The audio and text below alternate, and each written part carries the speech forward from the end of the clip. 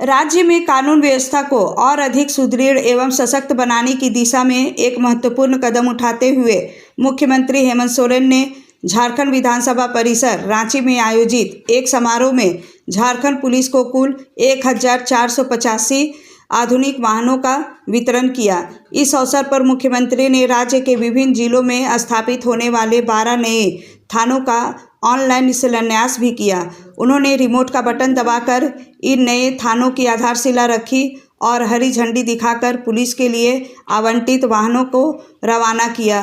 कार्यक्रम के दौरान मुख्यमंत्री ने विभिन्न श्रेणियों में चयनित अभ्यर्थियों को नियुक्ति पत्र भी प्रदान किया। अपने अभिभाषण में मुख्यमंत्री हेमंत सोरेन ने क्या कुछ कहा, देखिए रिपोर्ट।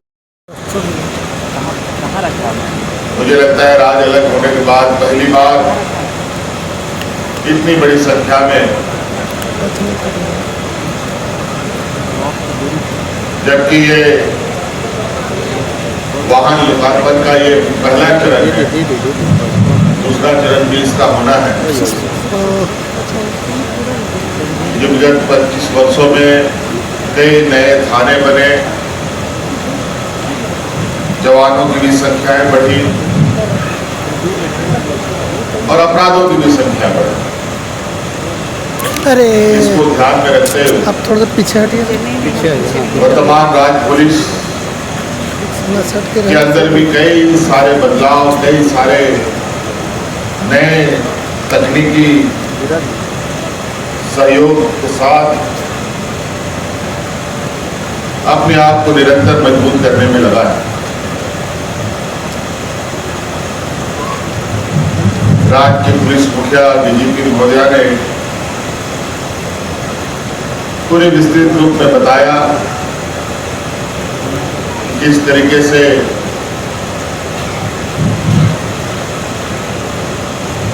आने वाले समय में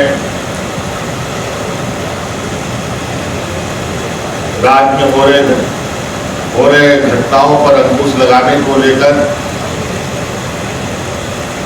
पुलिस कटिबद्ध है और किस तरीके से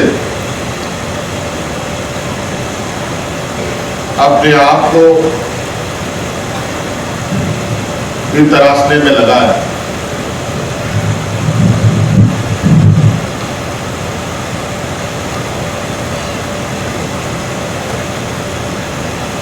आज विभिन्न क्षेत्रों में घटनाओं के नए नए आयाम देखने को मिलते हैं, नए नए तकनीक देखने को मिलते हैं।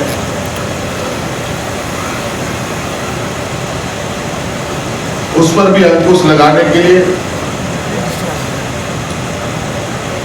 हमारे पुलिस ने कई सारे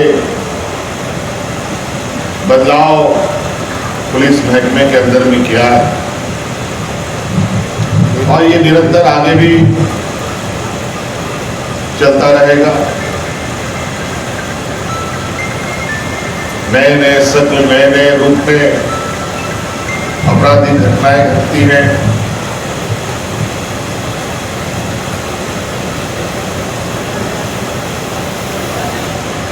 और ये घटनाएं शहर से लेकर ग्रामीण स्तर तक में भी होता है और वहां तक भी पहुंचकर पुलिस की और सरकार की जिम्मेदारी है कि इन घटनाओं पर लगाम लगाए। आज उसी कड़ी में घटनाओं में तेजी से अंकुश लगाने हेतु बड़े पैमाने पर वाहनों का लोकार्पण हो रहा है। 4 व्हीलर गाड़ी भी है, 2 व्हीलर गाड़ी भी है। आज आपने देखा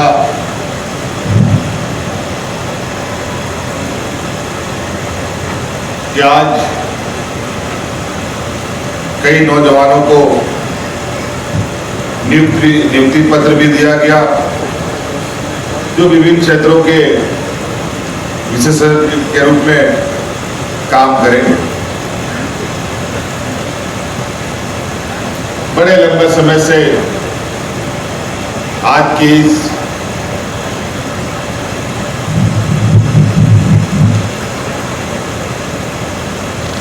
बदलाव को लेकर, आज इस लोकार्पण को लेकर और आज जिलों में एक और मजबूत हाथ देने को लेकर कार्य चल रहा था। तो आज ये धरातल पर उतर रहा है और मुझे उम्मीद ही नहीं, पूरा विश्वास है। और निरंतर आप देखते होंगे कि किस तरीके से कई सारी घटनाओं में आज हमारे राज्य पुलिस ने बहुत त्वरित गति से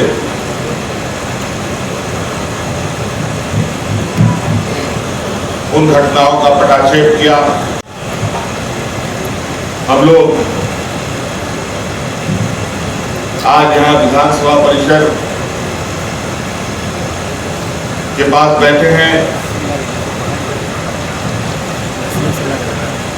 और यहीं बगल में आपको याद होगा धुरवा क्षेत्र है, जहां हाल में एक घटना सुर्खियों में आया कि एक बच्चा अचानक गायब है।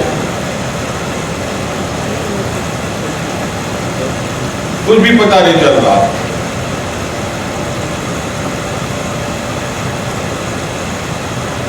ना ही कोई सुराग, लेकिन पुलिस की तत्परता और एक ईमानदार प्रयास से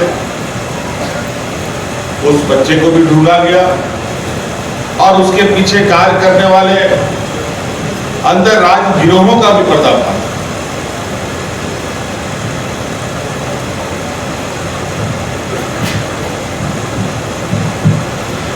तो इस प्रकार निरंतर कई घटनाएं देखेंगे जहां पुलिस ने बड़ी उपलब्धियां हासिल की।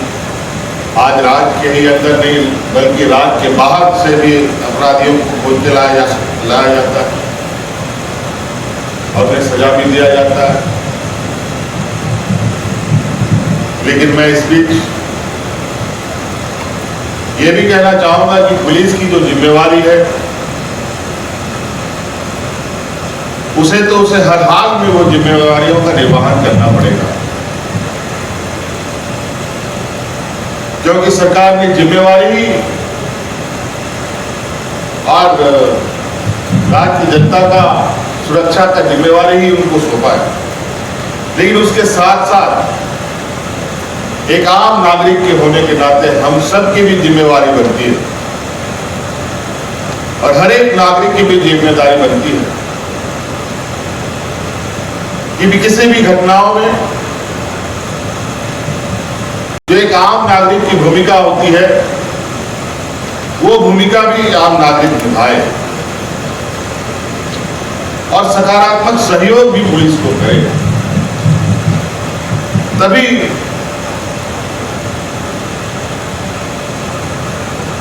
किसी भी प्रकार का कोई जटिल अनुसंधान हो वो अनुसंधान सफल हो सकता है। नहीं तो सिर्फ आरोपों से समस्या का समाधान नहीं है। मैं देखता हूं लगातार कहीं कोई घटना घटता है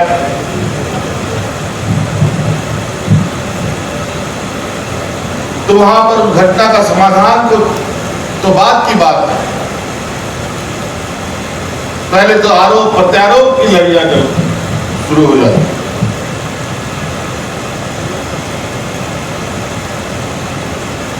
तो इसीलिए मेरा ये मानना है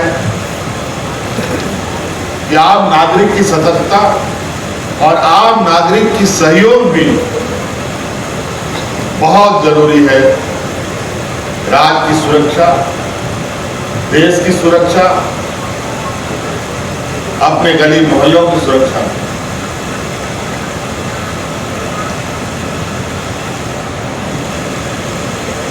हम लोग तो कई जगहों को घूमने का मौका मिलता है, विभिन्न राज्यों में भी और कभी कभी दूसरे देशों में भी जाने का मौका मिलता है।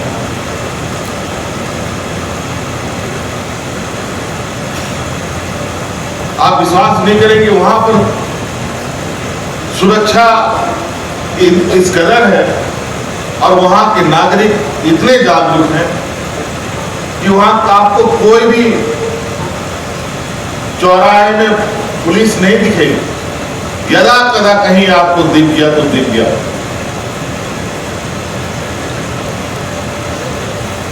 ये तभी संभव है जब आम नागरिक अपनी जिम्मेदारियों का निर्वहन भी उसी ईमानदारी से करे